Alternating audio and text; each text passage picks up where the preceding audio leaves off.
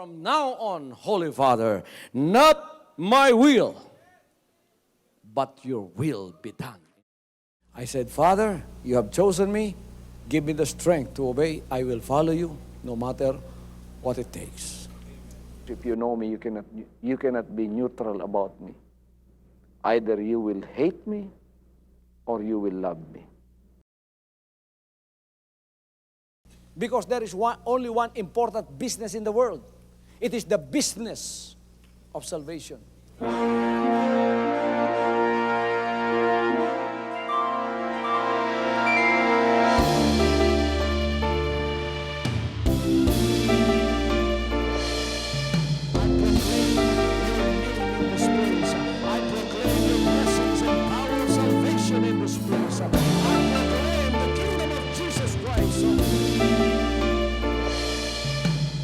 As I am concerned, and as far as the work of God is concerned, we have reached the end. Last September 13, 2003.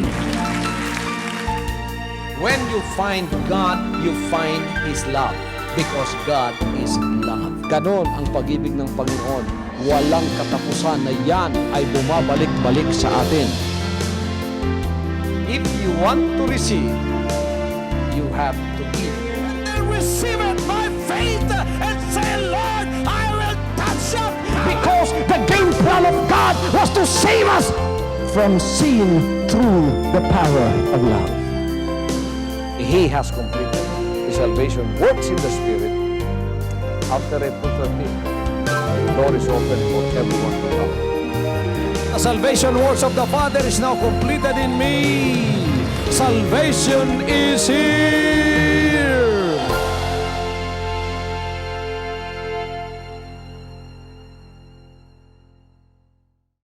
Ang pinakamisyon ng ating paglilingkod ay walang iba kundi ang ilaganap ang magandang balita. Preach the gospel to every creature. Ang pangunahing misyon ng ministring ito ay espiritual. Ang pangunahing misyon ng ministring ito ay kaligtasan ng mga kaluluwa. Ang pangunahing misyon ng ministring ito mapalapit ang tao at maunawaan niya ang kanyang relasyon sa Diyos. Without those, this ministry is not on target. This ministry, I can call, is a ministry in vain without those spiritual missions.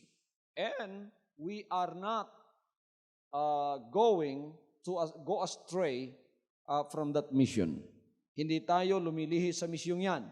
Kahit ano pa ang ginagawa natin, hindi natin maiwasan nasa material na sanlibutan tayo.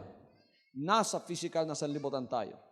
Ang ibang mga anak ng Diyos, masyado silang naging extreme sa kanilang paniniwalang spiritual na namumuhay sila sa mundong ito na parang wala na sila sa planetang sanlibutan. Hindi tayo ganon. Alam natin na tayo ay naririto. Sinong nakakaalam na naririto pa kayo? Ang mga paa ninyo ay nasa mundo pa. Nasa lupa pa. Ngunit, hindi nawawala sa atin ang misyon na ibinigay ng Panginoon. Yung ating spiritual na koneksyon. Ang iba naman, ng mga Kristiyano, ay nagiging makasanlibutan masyado na nalilimutan na nila ang kanilang misyon. Naging materialistic sila at nalimutan na nila ang misyong espiritual. Kaya wala ng mga naliligtas na kaluluwa. Yung iba naman, masyado naman silang espiritual na naging panatiko naman. At akala mo, wala na sa sanlibutan ito. Hindi mo na nga mahipo, hindi mo na nga malapitan sapagkat narurumihan na sila sa iyo. Hindi na sila makalakad sa mga kalye sapagkat masyado na raw silang banal. Hindi tayo ganon. Tinutupad natin yung sinabi ng Panginoon, you are in this world, but you are not of this world. Nasa sanlibutan tayo, pero hindi tayo pag-aari ng sanlibutan. Ano ang nasa unahan ng maglilingkod na ito? Ang malaking gawain na naman na ating gagawin para sa Kanya. And as you do the will of God, that is where you get your blessings. Kung ginagawa mo yung kalooban ng Diyos, doon manggagaling ang iyong pagpapala. So, nasa pagbibigay. At hindi tayo maaring magbigay kung tayo ay hindi pa lumago. Alam ba ninyo yon? Ngunit yun ang hinihintay ng Panginoon na ating gagawin. Sapagkat nasa pagbibigay ang pagpapala. Sino naniwala sa sinabi ng Panginoon? It is more blessed to give. Sino naniniwala sa sinabi niya? It is more blessed to give than to receive. Hindi mo maunawaan yun kung di ka matured. Because children only knows the blessing of receiving. But adult people knows the blessing of giving. Amen?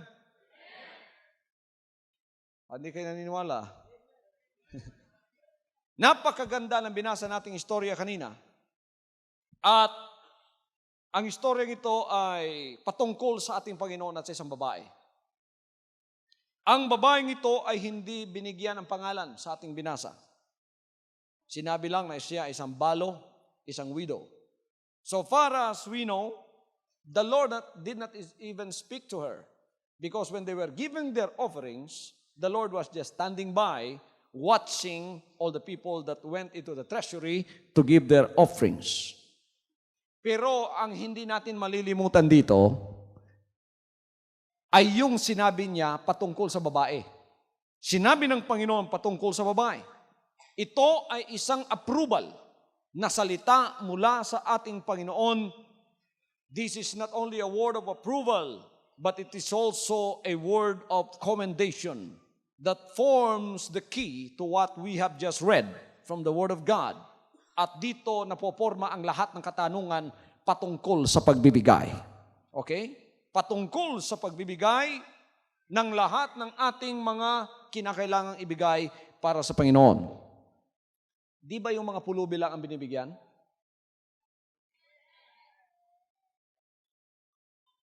Bakit kinakailangan pa ng Panginoon ay bigyan? Nung naririto, nakatayo pa siya, habang minamasdan ng lahat ng taong pumupunta doon sa paglalagyan ng offering at nakatayo siya, tinitingnan sila. Obviously, in the service wherein the Lord was involved, even before, there was a part in the service they called the offering to God. And Jesus was there watching those people that came from the congregation and came in front to give of their offerings. Jesus was watching them, every one of them. Makikita natin dito na noong mga panahong yon, kustumbre na rin ng mga anak ng Diyos, ng mga bayan ng Diyos, na sila ay magbigay ng kanilang mga substansya sa Panginoon sapagkat ito ay para sa support ng kanyang gawain. At alalahanin nyo, si Judas ay isang treasurer kasama ng Panginoon. So meron din silang treasury. Yung 12 apostol kasama ng Panginoon. Meron din silang treasury na dala-dala para sa ikasusuporta ng kanilang paglalakad. So obviously, kumakain din si Jesus Christ. Kala ng iba, pagka minention yung Jesus Christ na Panginoon natin, hindi na kumakain, hindi na naliligo. To tell you the truth, kung babasahin natin at isusulat natin ang kanyang buhay, ang Panginoon ay kompleto sa kanyang pamumuhay dito. Nung nasa laman pa siya, natutulog din siya, kumakain din siya, nagbibihis din siya. Hallelujah. So obviously, kinakailangan pa rin niya ang mga bagay na ito. So sa Old Testament, ito ay kustumbre na dalhin nila ang kanilang mga tithes and offering. At dito naman sa New Testament, nagpapatuloy na ito ay ating ginagawa at isang napakalaking pribilehyo naman. Hindi lang ito obligasyon at duty, kundi isang pribilehyo na tayo ay makapaglingkod na may pagbibigay sa Kanya. It's our duty, but it's not only a duty, but it is also a privilege and a delight. And we are exhorted in the Bible to give cheerfully of what we have. God loveth a cheerful giver. So let's give with gratitude. Napasalamatan mo ninyo ang Diyos sa lahat ng ibinibigay niyo sa Kanya. Pasalamatan ninyo ang Diyos sa lahat ng manasa sa inyo ngayon. Do not complain before you complain. try to see what God has given to you. Pinapasalamatan ba niyo sapagkat may dalawang mata kayo? Sino nagpapasalamat dito dahil may dalawang mata sila? Sino nagpapasalamat dito dahil kompleto yung mga daliri ng kamay nila? Sino nagpapasalamat dito dahil dalawa ang butas ng ilong mo? Sino nagpapasalamat dito dahil may dalawang tenga kayo? Amen. Sino nagpapasalamat dito dahil may dalawang kamay kayo? Sino nagpapasalamat dito dahil ang puso ninyo nasa sa loob ng dibdib nyo? Pagka nagkataong napalabas yan, kawawa kayo. Sino nagpapasalamat dito dahil may dalawang paa kayo? Meron isang tao, complain ng complain, reklamo ng reklamo, dahil ang kanyang sapatos ay luma na raw at nagkabutas-butas na hanggang siya'y naglakad sa kanto. Kalye, nakita niya ang tao, napakasaya, pero tingnan niya, walang dalawang paa. Dalawang paa, missing. Nakaupo lang sa isang maliit na papag na may gulong at kamay ang ginagamit upang siya ay makausad. Nung siya'y umuwi, pinasalamatan niya ang Panginoon. Salamat, kahit wala akong sapatos, may dalawang paa naman ako. Thank God for what you have. Before you complain, thank God for what you have. Don't thank Him and don't get into the temptation of realizing that those that God has given you right now is so important when they are already missing. Importante pala yung mata mo nung wala na. Napaka-importante. Tingnan mo, isa lang nakikita ko. Pasalamatan mo siya habang yan ay binigay niya sa iyo. Binigyan ka niya ng isang katawang walang sakit. Pasalamatan mo ang Panginoon sa mga bagay na yan. Hallelujah. So dito makikita natin kung anong sinabi niya sa babae. Sabi niya sa lahat ng nakapagbigay sila dahil mayayaman sila, dahil sila nakapagbigay ng kanilang mga kalooban na dahil sa sila ay napakarami ng mga tinatangkilik, mayayaman sila. Pero sinabi niya, ang babaeng ito, kung ano yung nasa sa kanya, isang sentimo lang, yun na ang pinaka-ari-arian ng kanyang buhay. Binigay niyang lahat. Sabi niya, kung ihahambing ko, siya ang nakapagbigay ng pinakamalaki, lahat sa kanila. Hallelujah. Alam ba ninyo ang lesson dito? Ang lesson dito, mga kaibigan at mga kapatid, na ang Panginoon nakakakita at acquainted siya sa ating mga ibinibigay sa Kanya, at ang acquaintance ng Panginoon nakikita hindi lang yung binibigay mo sa Kanya, kundi yung naiiwan para sa iyo.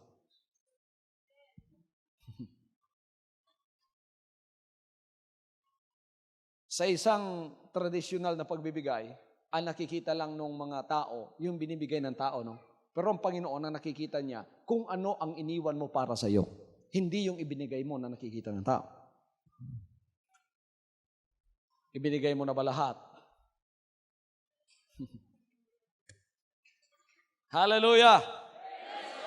Tingnan niyo, sinabi ng Mark 12:41, and Jesus sat over against the treasury, and behold how the people cast money into the treasury, and many that were rich cast in much. Ang punto rito, mga kaibigan at mga kapatid, na ang Panginoon ay ganoon din ang kanyang attitude. Kahit wala siya sa physical na nakikita natin, nakatayo siya rito habang tayo ay nagbibigay. Hindi lamang ako nangungusap ngayon sa offering na ating binibigay kanina, kundi sa ating araw-araw na pagbibigay, 365 days a year. Kung pagka pinag-uusapan ng pagbibigay, ang iba, kagad-agad naisip nila pera. Hindi lang pera ang dapat ibigay natin sa Panginoon. Tayo pumunta upang magsamba. Dito nakita ng Panginoon, pinapansin niya ang mga tao kung paano. Ang lahat ay magsabing kung paano. Kung paano sila nagbibigay. Kung paano. Hindi kung magkano. Marami ngayon, ang mga ministro, tinitingnan nila kung magkano. Hindi kung magkano, kung paano. Tinitingnan niya roon how His people gave. Whether they give casually, whether they give carefully, or niggardly, or generously, or grudgingly, or cheerfully, the least possible or the most possible, and whether in fact they give as if they were paying taxes or as a thanks offering gift of loving gratitude to the Lord. Tinitingnan niyo kung paano tayo nagbibigay. Tayo nagbibigay generously, may sakit sa puso, o hindi masaya, o tayo nagbibigay casually lang, o carefully, o nagbibigay tayo kung ano ang espiritu natin sa pagbibigay ang tinitingnan ng Panginoon. Kung tayo ba ay nagbibigay na parang nagbabayad tayo ng buhis, alam nyo, mabigat magbayad ng buhis, di ba? O kaya tayo ay nagbibigay at may saya sapagkat pinapasalamatan natin siya sa ating pagbibigay. Ito po, Panginoon, ang aking bigay sapagkat ito ang aking makakayanan, ngunit masaya akong nagbibigay para sa iyo. So how you give is the real index of your Christian attitude, heart, and character. Yun talaga ang tunay na nasa sa puso mo kung paano ka nagbibigay. So, sa ating pagbibigay, hindi lang palaging pera ang ating iisipin. Kailangan conscious tayo na marami tayong naibibigay sa Kanya. Nakatingin ang Panginoon sa kanilang pagbibigay. At ang Kanyang mga mata ay nakatingin sa bawat isang kamay. Ngunit ang Kanyang mga mata ay tumatagos sa kanilang mga puso at tinitingnan kung paano nilang ibinibigay. Hallelujah. Paano ka nakapagbigay ng iyong time sa attendance sa panambahan? Masakit bang loob mo? Nakaupo ka ba at hindi sinasabi ng bibig mo, sinasabi ng espiritu mo, kaya ako naririto, pinilit lang ako eh. Paano ka nagbibigay? Paano ka nagbigay ng iyong papuri sa Kanya? Paano ka nagbigay ng papuri sa iyong mga kamay? Pumapalakpak ka ba sa Kanya ng buong puso? Paano ka nagbigay ng iyong papuri sa pamamagitan ng iyong bibig?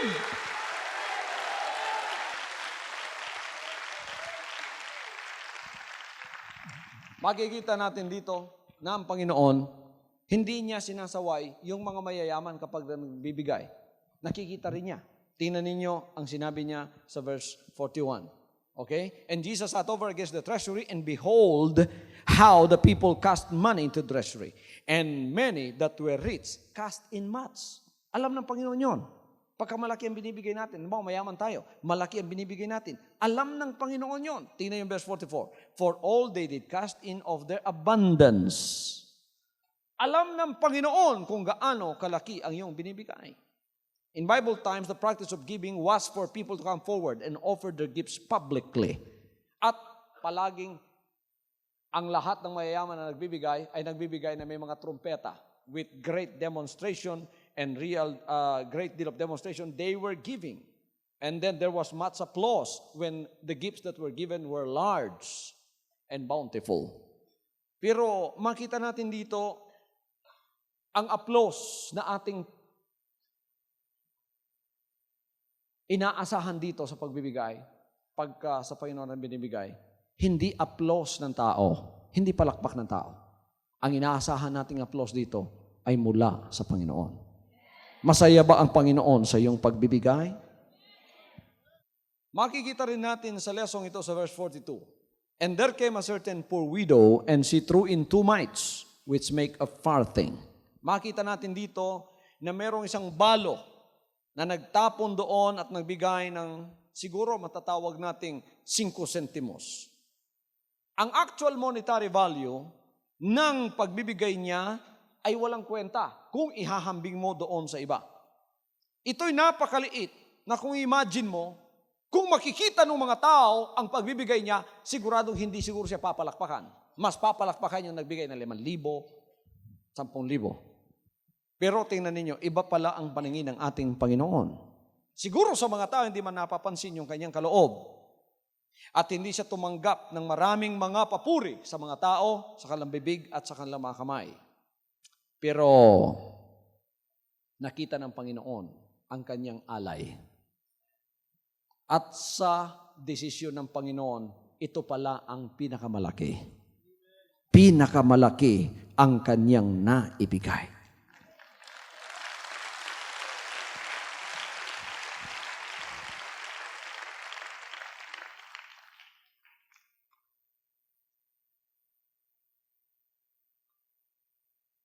Makikita natin sa lesong ito, walang katwiran na hindi tayo magbigay. Sinasabi ng iba, nahihiya ako pastor kasi napakaliit ng itong ibibigay ko sana sa kanya, pero nahihiya ako, hindi ko na ibinigay. Walang katwiran na hindi kayo magbigay. Hindi pala nakatingin ng Panginoon unang-una sa amount ng iyong binibigay, kundi sa puso mo. At pangalawa, sa mga naiiwan sa iyo. Hindi pala siya tumitingin sa binibigay mo sa Kanya, sapagkat kung sa Panginoon yan, ang Panginoon ay mayaman. Sa Kanyang lahat ng bagay. Hindi pwedeng isukat ang binigay mo sa Kanya. Sinusukat niya kung ano ang naiiwan sa iyo. Hindi alam ng marami yon. Napakarami na excuses ng iba para hindi makapagbigay. Sinabi lang, maliit ang income ko, nahihiya akong magbigay, kasi ang iba napakagara ng mga binibigay nila. At ang Panginoon, mayaman pala pastor, di na ako magbibigay. Mayaman pala, hindi naman siya mamumulubi kung hindi ako magbibigay. Hindi na ako magbibigay. Etong pagbibigay ng babaeng balo dito, winawalang bali ang lahat ng ating katwiran sa hindi pagbibigay. Kahit gaano kaliit, ibigay natin. Look back now. Maliit ba ang naibigay mo dahil may sakit ang katawan mo? Maliit ba ang naibigay mong time sa Kanya dahil napakarami mong responsibilidad, pero buo yung puso mo sa paglilingkod sa Kanya at masaya ka pagka nagbibigay ka? Marahil kung patatayuin ng Diyos ang lahat ng mga anak niya, marahil sa physical, mas maraming naibigay ang iba. Pero ikaw, dahil ikaw ay maliit lang ang iyong kalakasan at mahina ka lang sa iyong pangangatawan, pero ang buong puso mo naman ang binibigay mo. Kung patatayuin tayo, ikaw ang mas may pinakamalaking naibigay sa ating buhay na Diyos, sapagkat ginawa mo yan ng iyong buong puso. Ang iba pang lesson na makikita natin sa ating binasa kanina, sinabi niya, He called unto him his disciples and said unto them, Verily I say unto you, that this poor widow hath cast more in than all they which have cast into the treasury. Tinawag niya mga apostoles niya. Sinabi niya, tingnan niyo babaeng ito, siya ang nakapagbigay ng pinakamalaki kaysa lahat ng nagbigay ngayon sa araw na ito. May lesson doon. 44. For all they did cast in of their abundance, but she of her want did cast in all. Ang lahat ay magsabing, all. Lahat ibinigay niya, even all her living. Yun na ang buong pamumuhay niya, ibinigay niya. Iba pala yung arithmetic ng langit, sa arithmetic ng tao. Iba yung mathematics ng langit kaysa mathematics ng tao. Ang kwalidad ng ating pagbibigay, eto mga kapatid, ay ang tinitingnan ng Panginoon. Ito pala ay more than the quantity that is given. At example ito sa sinabi ng Panginoon dito sa ibinigay ng babaeng ito na balo. So, sinusukat pala ng Panginoon, hindi yung pagbibigay mong nakikita, kundi ang naiiwan sa iyo. Praise the Lord. Praise the Lord.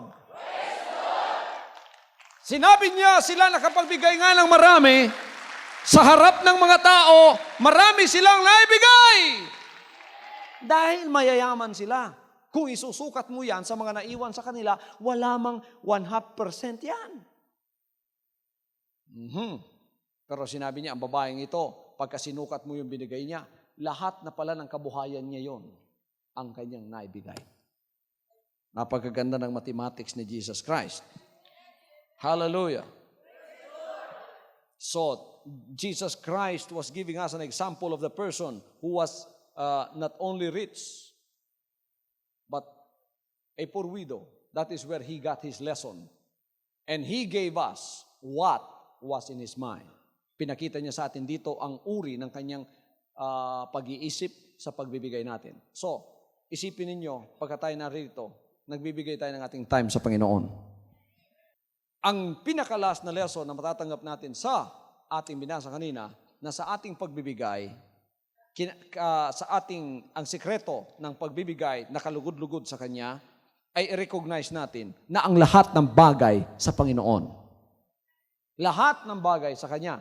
So kung ano man ang naibigay mo sa Kanya, ay hindi rin sa iyo yon, sa Kanya rin yon. Alam mo, pati hininga mo sa Kanya. So, pasalamatan mo siya sa lahat ng bagay na naiwan sa iyo at binibigay mo sa Kanya. Kung ikaw ay nakapagbigay ng lahat sa Kanya, tulad ng babaeng balong ito, doon magiging kalugod-lugod ka sapagkat pagka ang Panginoon nagbibigay, hindi kalahati ang binibigay niya. Ibibigay niya sa iyo ang buong buo. Praise God, praise God. Sinong gustong tumanggap dito ng papapalang buong buo? Gusto niyo sukatin? Kung ano ang tatanggapin niyo? Sinabi niya kung ano ang inyong ibinigay, yon ang sukat na isusukat upang bigyan din kayo. Ang sukat na yon ay iyong naiwan sa iyo. Ang sukat ng naiwan sa iyo ay yun ang sukat ng pagmamahal mo sa Kanya. Hallelujah.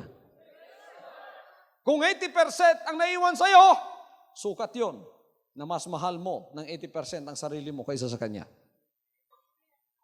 Tulad ng sinabi ko, huwag ninyong isipin na pagka ang pinag-uusapan natin pagbibigay, palaging pera yon. Nagbibigay tayo ng ating time ngayon. Pagbibigay lahat yan. Pagka kinamayan mo yung katabi mo, sinabi mo, praise the Lord, mula sa puso mo, pag-ibig yun, pagbibigay din yun.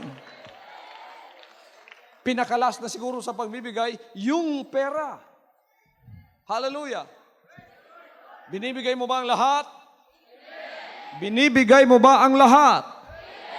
Doon ka susukatin ng Panginoon. Kung ikaw ay ibig tumanggap sa Kanya, sinabi niya, doon ka susukatin sa iyong pagbibigay kung ano ang uri, kung paano ka nakapagbigay.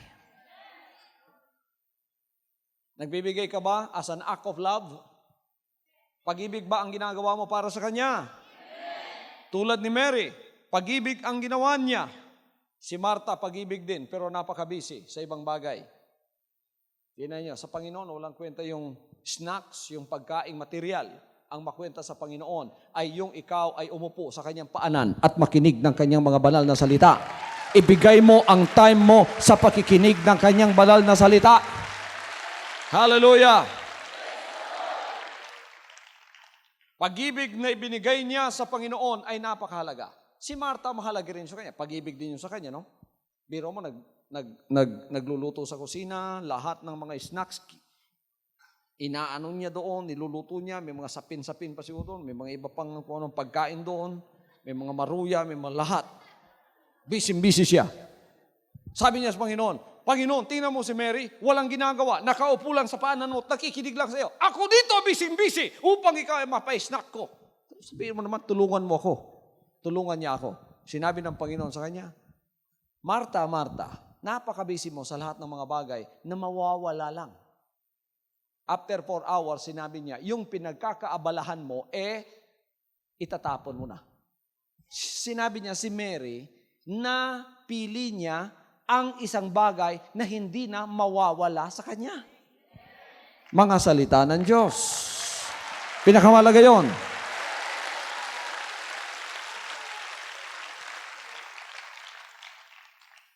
Tingnan ninyo, malaking sacrifice ang makinig. Amen. Malaking sacrifice ang makinig. Mas malaki ang sacrifice ninyo kaysa sa akin. Sa pangangaral, tulad ko, sapagkat ito trabaho ko, masaya akong nangangaral. Hindi very easy ang mangaral. Gusto niyo subukan? Hindi very easy ang mangaral, pero ginagawang easy ng inyong pastor. Napaka-easy lang pala mangaral, tulad lang ni pastor. Subukan niyo, pumunta kayo rito. Siguro, 2 minuto lang, wala na kayong masasabi pa. Pero, ang pakikinig ay mayroon ding sacrifice. So, sacrifice ang ginagawa nyo. Bakit? Sapagkat gusto nyo matulog, hindi kayo makatulog. Makikinig kayo. Merong isang Mary, merong isang Maria. na pinaghandaan niya ang Panginoon. Hindi lamang siya nakikinig ang isang Mary ito, kundi naghanda siya. Sanabi niya, pagka pumasok ang Panginoon sa bahay na ito, inihanda ko na ang pabangong ito at ito ibubuhos ko sa kanyang paa. Nakahanda na ba ang pabangon niyo? Ano yung pabangong yon? Nakakalugod sa Panginoon. Ano ang inihanda ninyo nakakalugod sa Kanya? Sacrifice ng inyong pakikinig sa mga salita niya.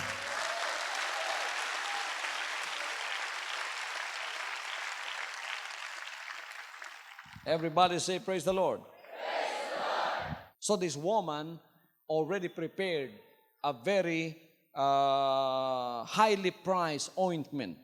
Her name is Mary. She was criticized by Judas for serving this ointment. And she said, and Judas said to the woman, hindi mo sana ibinuho sa panan ng Panginoon. Sayang na sayang! Kailangan sana! Yan ay pinagbili mo. Ibinigay natin sa ministry to the poor. Marami pa tayong matutulungan yan. Sapagkat mahal na mahal yung pabangong yun. Pero ito'y ginawa as a single act of love. Whatever you do to the Lord, when you give unto Him whatever of your substance, you must do it with love. Nung ibinigay na niya ito, ibinuhos niya. Anong sinabi ng Panginoon? Sinabi niya, pabayaan mo si Judas. Ang mga pobre, sabi niya, yung madukha, palagi ninyong kasama yan. Sinabi niya, ako, hindi ninyo palaging kasama. So yung ginawa niya, ito ay ibabandila sa buong sanlibutan. Pinaghandaan talaga ni Mary ito. Hallelujah!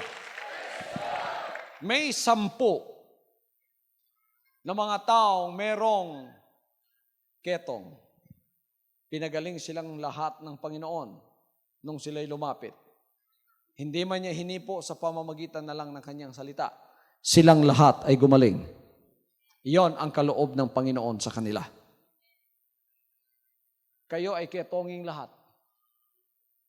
Alam niyo, ang ketong noon, mabaho yan. Ketongin tayong lahat noon. Lahat ng may mga ketong dito, taas ang kamay. Ketongin tayong lahat. Kasi itatranslate natin yun, hindi sa physical, sa spiritual. Ang kasalanan ay ketong sa harap ng Diyos at nakakahawa. Ngunit nang tayo ay lumapit sa Kanya, ang Kanyang kaloob, pinagaling tayo. Pinagaling tayo. Nung tayo ay pinagaling, ano ang hinihingi ng Panginoon? Bayad? Hindi. Bumalik mga kaibigan at mga kapatid, sa 10 ang isa lang. At pinasalamatan niya ang Panginoon. Sinabi niya, salamat sapagkat ako'y pinagaling mo. Sinabi ng Panginoon, saan na ang siyam? Bakit isa lang ang bumalik? Itong ating ginagawa ay pagpapasalamat sa buhay na Diyos. Nakahanda na ang ating perfume upang ibuhos sa kanyang paanan. Nasasayangan ng iba. Sayang ang time nyo. Sayang ang panahon ninyo riyan. Sayang ang binibigay nyo. Tulad sila ni Judas. Ang nakikita nila yung value ng perang ibinibigay nyo. Pero si Mary, sinabi niya, hindi sayang ito. Ang pinakamahal talaga ang aking ibubuhos sa kanyang paanan. Well, Mary could have chosen a less costly gift, no? Mary could have chosen a less costly gift na hindi masyadong mahal, pero hindi niya ginawa yon. Ang ginawa niya yung pinakamahal, ang kanyang binili, pinaghandaan, nang dumating ang Panginoon, inuhos. Ha? That seems to be just a waste, no? Kasi parang ano yun, parang ano yung Tagalog, waste? Parang sayang ba? Kasi binuhos lang niya, natapon lang. Sa paan ng Panginoon pa naman inilagay. Sayang, sabi ni Judas. Mabuti pa sana pinagbili natin yan. Kaya pala, siya ang treasurer. Kawatan pala siya. Pero sinabi niyang Panginoon dito, pinuri niya ang babae. Ganon din sa atin. Nakahanda palagi yung ating sisidlan ng pinakamahal na bagay na ating inihanda para sa anumang panahon na tayo ay tawagin to sacrifice for Him. We are there to sacrifice and we are there to give everything. So ito yung example na ito, no? Yung widow, she gave everything. That's the lesson there. There's nothing left of her. Wala nang naiwan sa kanya. Walang time na iwan sa kanya. Wala. Lahat ng kabuhayan niya binigay niya. Nakita ng Panginoon yun. Si Mary, umupo at pinakinggan ang kanyang salita. Ang pakikinig, importante yun. Nakikinig ba kayo? Lahat na nakikinig, taas ang kamay. Pati yung natutulog, nagtaas daw ng kamay.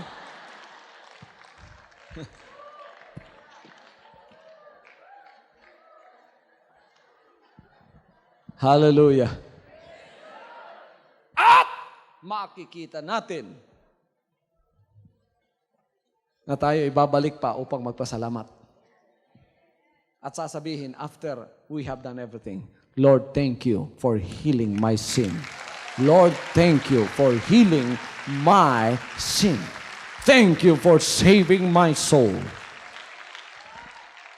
Pagkatapos na tayo nag-sacrifice, pagkatapos na tayo naghanda para sa Kanya, pagkatapos na tayo nakinig sa Kanya, pagkatapos na tayo nagpakumbaba sa Kanya, huwag nating asahan ng Panginoon ang siyang lalapit at sasabing, salamat anak ha, sa ginagawa mo sa akin. Sino dapat magpasalamat? Tayo. Sapagkat ang ginawa niya sa atin, hindi mababayaran. Now I will tell you why we have to thank Him. We have to thank Him for nobody can save your sin. Nobody can heal your spiritual leprosy. Nobody can give you the gift of salvation. It's only the Son of God who came in the flesh and was crucified on the cross, whose blood is spotless. He was the one who came and gave himself for you. He gave His blood for you. Sila makapaghugas ng iyong kasalanan. Iyon ang dahilan kung bakit tayo ay babalik sa Kanya na anuman ang ating gagawin with all of our heart, hindi pa ito sapat upang makabayad sa Kanyang ginawa. So every time tayo bumabalik at nagpapasalamat at sinasabi natin, Lord, thank you, thank you, thank you, thank you. Salamat, Panginoon. Salamat sa ginagawa mo sa aming buhay. Salamat sa privilege na kami makapag-sacrifice. Salamat sa privilege na maibigay namin ang lahat. Salamat sa privilege na kung maaari ialay ko ang buhay ko sa iyo. Kaya pagka kayo ay naglilingkod sa Panginoon at sa inyong paglilingkod, binawian kayo ng buhay, pasalamat kayo. Hindi sayang ang ginagawa ninyo para sa Kanya. Malaki ang kabuluhan niyan. So ngayon, sa araw na ito, we thank you, Lord, for giving us the privilege to become your children. We thank you, Lord, for the privilege of using us in your ministry. We thank you, Lord, for the privilege of receiving the gift of salvation. We thank you, Lord, for cleansing our sins. We thank you, Lord, for that forgiveness. We thank you for the privilege that we can be used as an instrument for your glory. Pasalamatan natin siya.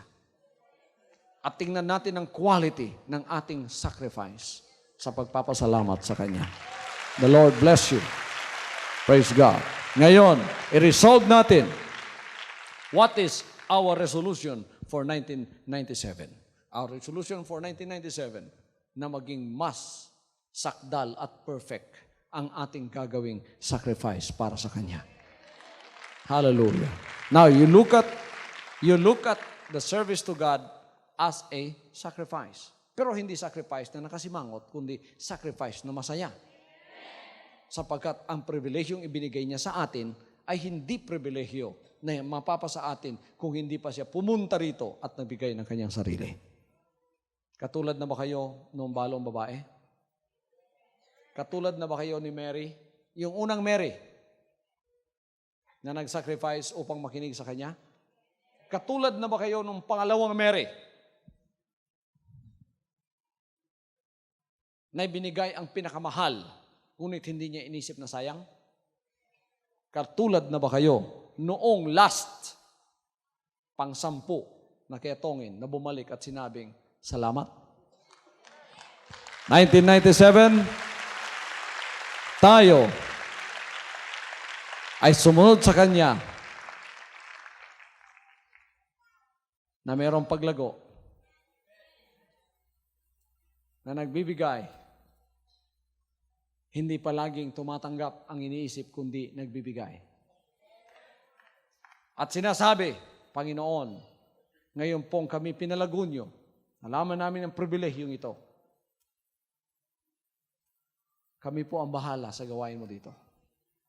Magkakaisa kami at ibibigay namin ang sacrifice para sa inyong gawain kung anuman ang inihinging sacrifice nito. Ang pinakamabango ang aming gagawin, yung pinakamahal ang aming gagawin, at buong puso at lahat, wala po kaming iwan sa sarili. Ibibigay namin lahat sa iyo for 1997. Palakpakan natin ang buhay na Diyos. Hallelujah, hallelujah, hallelujah, hallelujah. Praise the name of the Lord. Praise the name of the Lord. Sa malakas na clap offering. Praise the Lord, praise the Lord, praise the Lord. Hallelujah. When you give, pagka ang pinag-uusapan natin sacrifice, yung sacrifice, hindi sacrifice yung kundi ka nagbibigay. In the Old Testament, when they say, let's go to the temple to sacrifice, you are there and you don't go empty. You go there with something to give unto the Lord. It's not always money, it's not always material and financial things. You may give of your time, you may give of your praise, you may give of your worship, you may give of your prayers, and you may give of your support to the work of God wholeheartedly with a sacrificial heart. Lahat, buong puso, bibigay natin for 1997. Tingnan ninyo, as we do this, as I said, 1997 will be full of blessings and miracles. Doon nagpapasimula ang approval ng ating Panginoon na maging kalugod-lugod tayo. Di ba pinuri niya ang widow? Yung babaeng balo, di ba pinuri niya? May approval. Di ba pinuri niya si Mary? Yung umupo sa kanyang harapan? May approval. Di ba pinuri niya si Mary na nagbuhos ng mabango na pabango sa kanyang paa? Di ba pinuri niya yung nagpasalamat na ketongin? Puro may approval yan. Pagka may approval ka sa Panginoon, may pagpapala ka. Nadala-dala. Kahit saan ka pumunta, ang Panginoon ay sasayin. Hallelujah. Ngayong taong 1997, 100%, Panginoon, sasabihin mo, kinakailangan ko ang approval mo. Gagawa ako ng ayon sa iyong kalooban.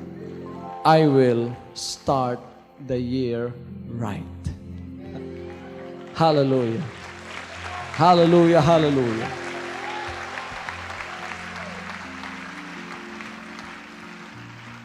Hallelujah, hallelujah. Praise the name of Jesus. Taas niyo yung kamay niyo at ako'y dadalangin. Praise the name of the Lord. Ngayon, gumawa kayo ng 3 malalaking request sa buhay niyo. At ang pangapat ay ialay ay inyong buhay sa Kanya. Nang buong buo, tulad ng narinig niyong pangangaral dito. Pero yung pangatlo, sa inyo na yon. Hindi ko alam kung ano yon. Pero hinihiling ko yung pangapat. Lord, I am going to offer myself. I'm going to remember this message of thanksgiving tonight. And I'm going to serve you with all of my heart, with all of my soul, with all of my strength, with all of my spirit. Tapos ako'y dadalangin at maniwala ka, magiging matagumpay, mapalad, at makapangyarihan ng buhay mo ngayong 1997. Taas sa inyong kamay at magpasimulang idalangin ang 3 malalaking dalangin yan sa inyong buhay. Iniaalay ko po ang lahat ng mga anak ninyo kasama ng malaking kapasalamatan sa aming mga puso para po sa taong 1997. Gagawin po namin ng buong sakdal ang gawain ninyo, Diyos, at ang pagsunod ng inyong kalooban.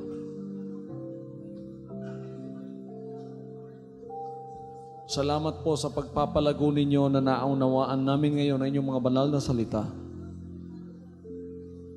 na sa aming palang paglalakad, you depend on us, O God. You're depending on your children to do your work here on earth. As we do it, we will do it according to your will. We will give like the widow. We will give like Mary. And we will thank you for everything. Father, I pray that those who have their requests tonight,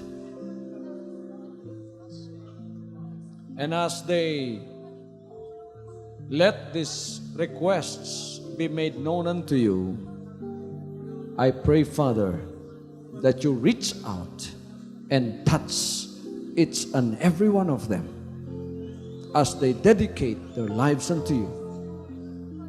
I pray, O God, that you make them powerful. I pray, O God, that you use them. I pray, O Father, that you make us once again your instruments, instruments of your love, instruments of your salvation, instrument of your kindness, an instrument that your glory may be shown forth, that your glory may be known by all of the people. I pray, O God,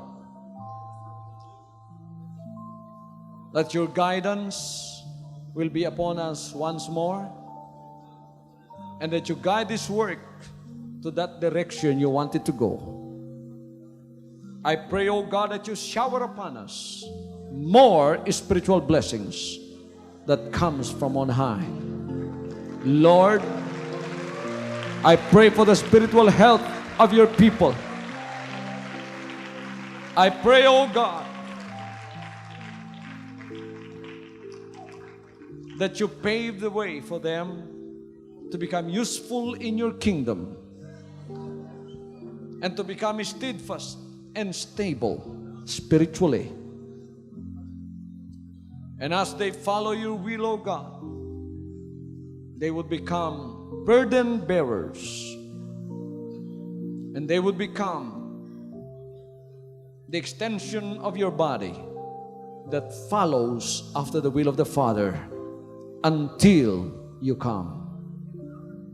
At ang panibagong kalakasan ng Espiritu at katibayan, stability ng inyong paglilingkod ay mapapasa inyo. Walang anumang kapagsubukan na hindi ninyo madadaig sa kanyang kapangyarihan. Walang anumang pagsubok o problema dadaan sa inyo na hindi ninyo malalampasan.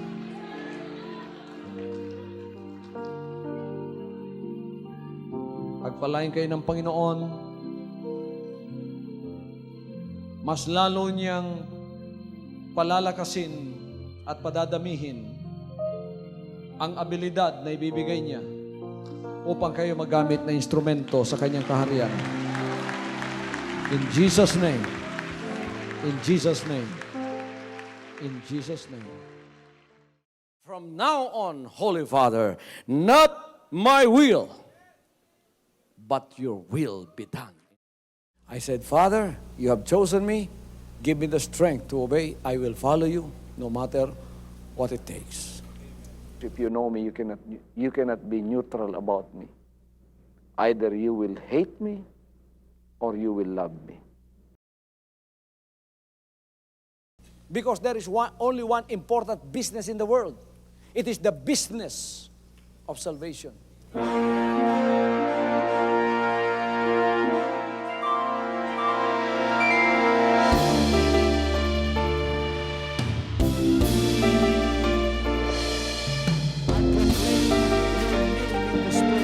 I proclaim your blessings and power of salvation in this place. I proclaim the kingdom of Jesus Christ.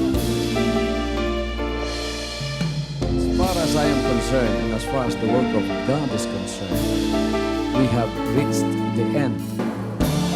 Last September 13, 2003. When you find God, you find His love. Because God is love. Ganon ang pag-ibig ng Panginoon. Walang katapusan na yan ay bumabalik-balik sa atin. If you want to receive, you have to give. And then receive it by faith and say, Lord, I will touch up. Because the game plan of God was to save us from seeing through the power of love. He has completed. Salvation works in the Spirit. After April 13, the door is open for everyone to come. The salvation works of the Father is now completed in me. Salvation is here.